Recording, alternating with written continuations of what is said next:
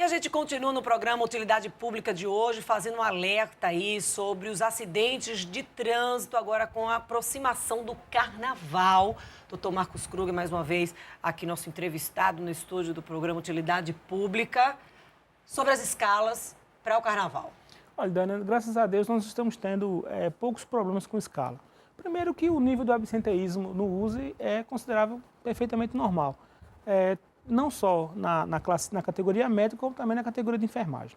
Temos problemas, às vezes, porque dependemos de hora extra ainda, bastante, e tivemos dificuldades financeiras recentes, e é normal que as pessoas tenham um pouco de resistência a se oferecer para uma hora extra por conta das dificuldades financeiras. Mas as escalas estão completas, a gente espera que o andamento do hospital seja normal, tanto quanto foi no Natal e no Ano Novo, que são tradicionalmente os eventos, assim, os plantões mais carregados do ano.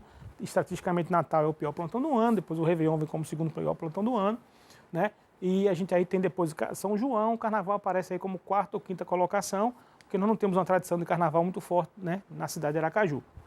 Mas a gente espera que seja tranquilo, né? E esperamos também que haja uma programação grande de materiais e insumos. Eu acho que o Carnaval vai ser de paz e dentro do previsto. Agora, a gente tem que conversar um pouco aqui para que a população saiba do perfil do hospital. Porque não adianta também fazer todo esse planejamento, estar com a escala para atender alta complexidade, Isso. E aí você passar uma demanda muito grande por casos que não deveriam ir para o USE. Então, aí esse é o problema da população entender o que é esse tal da alta complexidade.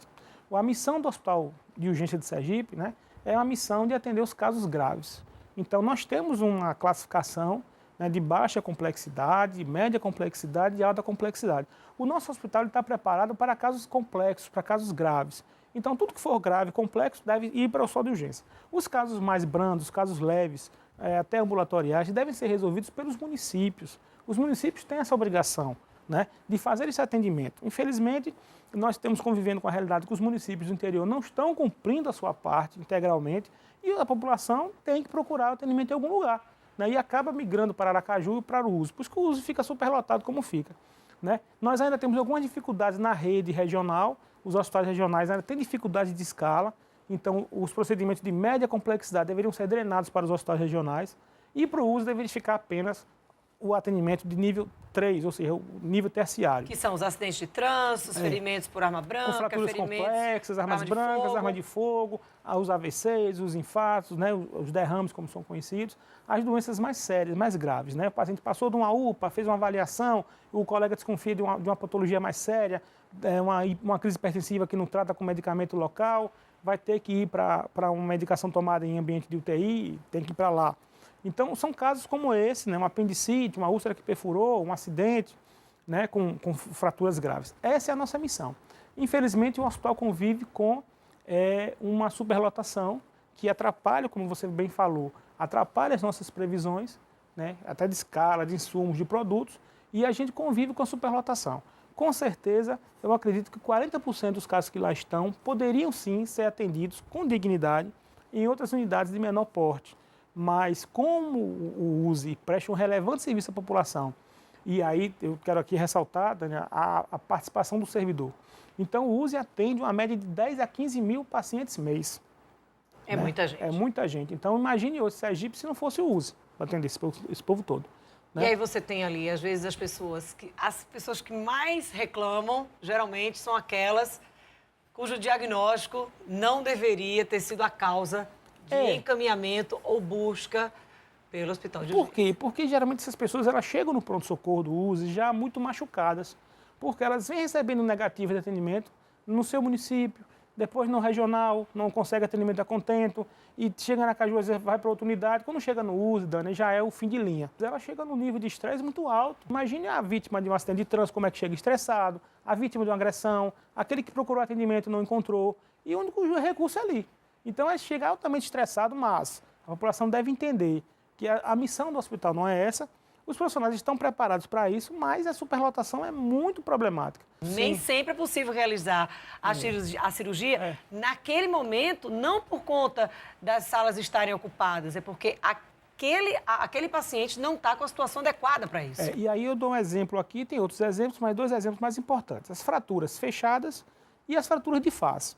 Nós temos na ortopedia 2 tipos de fraturas que são abertas. As fraturas que o osso foi para fora, teve uma solução de continuidade com o meio externo. Essas fraturas expostas devem ser abordadas de imediato. Em até 12 horas tem que estar operadas. O plantão da ortopedia do uso faz isso, né?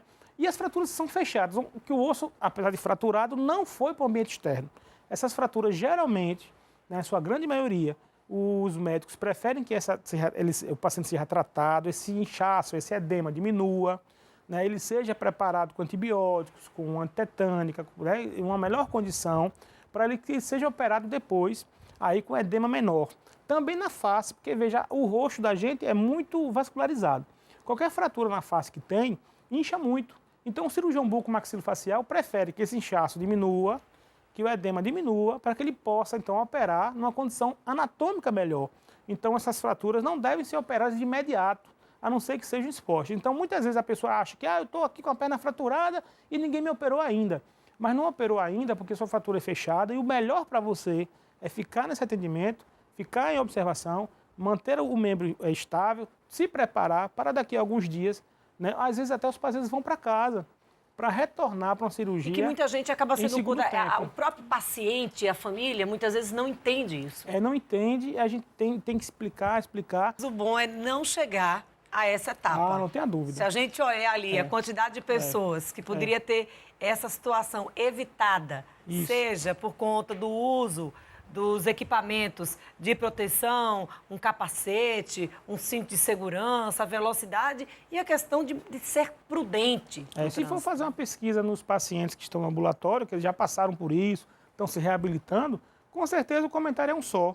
Né? Diz, se eu soubesse que era assim, eu jamais teria me exposto. Né? Alguns que são loucos por moto, né?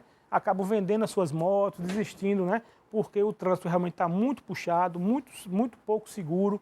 A moto é um veículo que expõe muito o cidadão, seu corpo antepara para o trauma, e às vezes eles optam por até se desfazer do veículo e partir para outros veículos, né?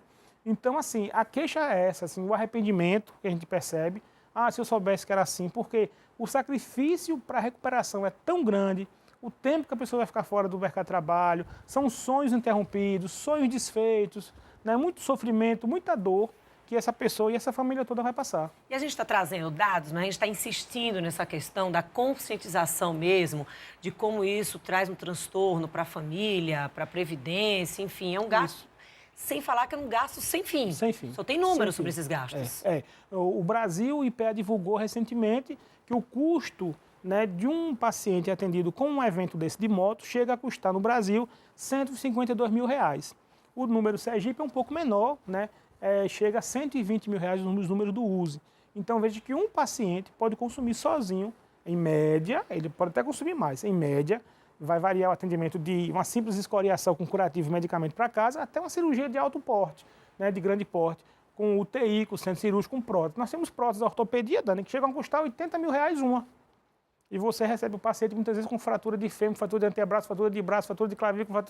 E repetindo, se essa conscientização por um trânsito seguro tiver que ser provocando peso no bolso daquela pessoa que comete a imprudência, que assim seja. Porque, paciência. Infelizmente, a gente tem observado isso.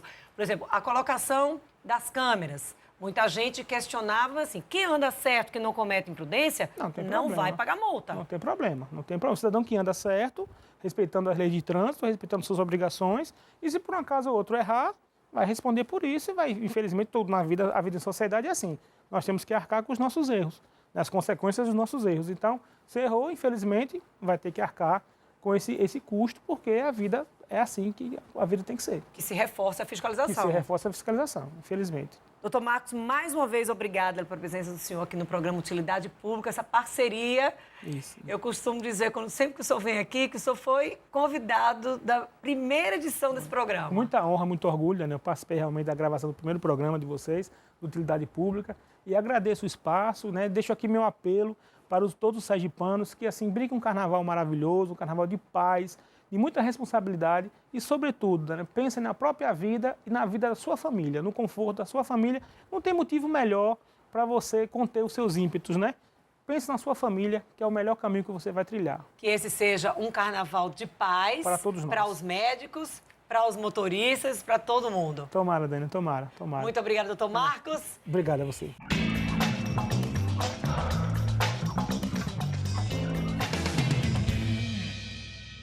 Olá, meu nome é Priscila Randal e sou personal organizer na Divina Providência.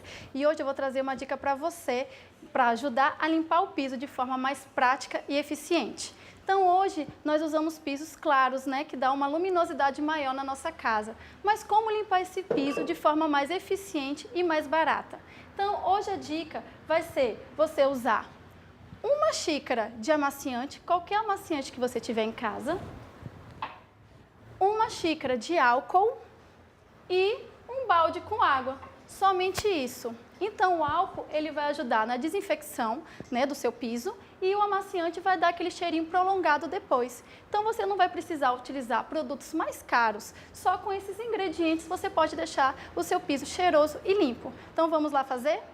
Então com um pano, qualquer pano de limpeza, você vai mergulhar aqui dentro do balde e também adicionando os ingredientes, o álcool e o amaciante.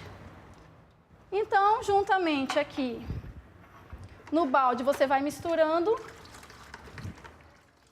e incorporando toda essa solução aqui nesse pano.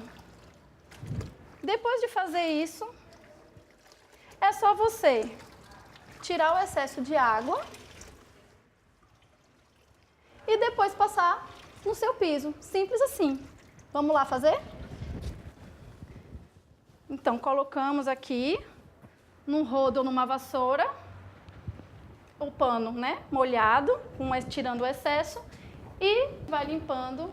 E aí você vai perceber que depois de um tempo, o cheirinho do amaciante vai se prolongar depois, né, que você limpou. Essa é uma dica prática e eficiente que vai ajudar você a manter sua casa sempre limpa e cheirosa. Gostou da dica? Então acompanhe o quadro #Fica a Dica e até a próxima. Tchau! E a gente volta a se encontrar amanhã, no mesmo horário, a partir das 13h30. Lembrando que a partir de agora, na sua TV digital, você sintoniza a TV Aperipê no canal 6. Até amanhã, eu espero você.